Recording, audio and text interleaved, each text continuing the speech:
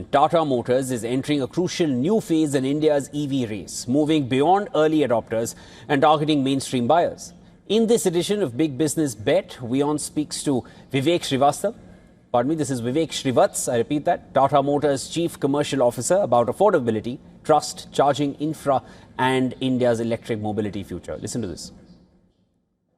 From cracking range anxiety to taking EVs mainstream, on this edition of Big Business Bet, we speak with the man who's driving Tata's electric mobility strategy, Mr. Vivek Srivatsa. You spoke about EV penetration being 5%, but if I look at less than 12 lakh rupee segment, the EV penetration is less than 2%. That means there's a glut of options there. There's not enough of option for customers.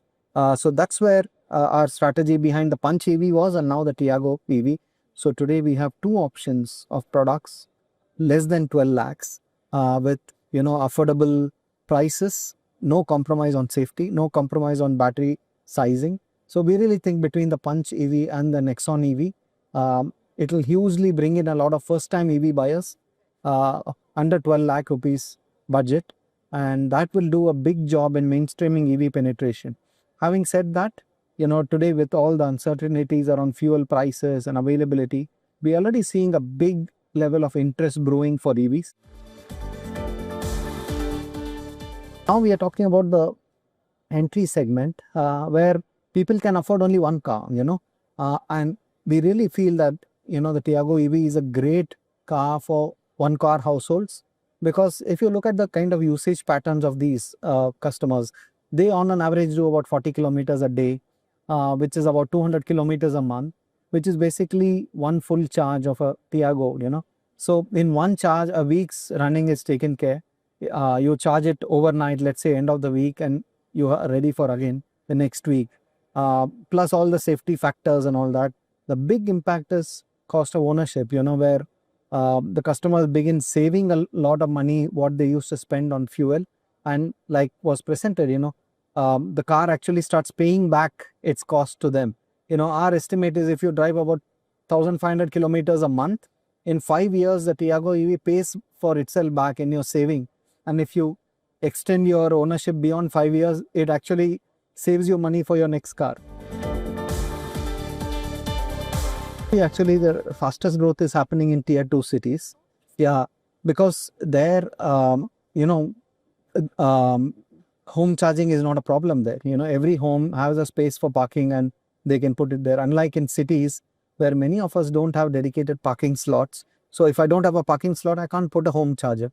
But it's not a problem in small towns. Most homes have a dedicated parking lot. Plus, you also easily can install solar charging as well, solar power for a home, and hence charge your EV also with that. You also have wide access for public charging in terms of even 15 amp plug points can charge your car, So charging infrastructure per se is not a limiting factor for tier 2 towns. But having said that, highway charging infrastructure is, you said it's beyond our control, but we are working a lot on it, We ourselves are working with our, with many CPOs to build large charging banks, supercharging banks across the country.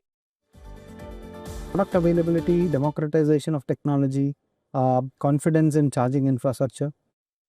I think it is challenging because on one side you have, the wavering, international scenario where there are sudden headwinds coming in, supply chain challenges, price fluctuations driven by shortages.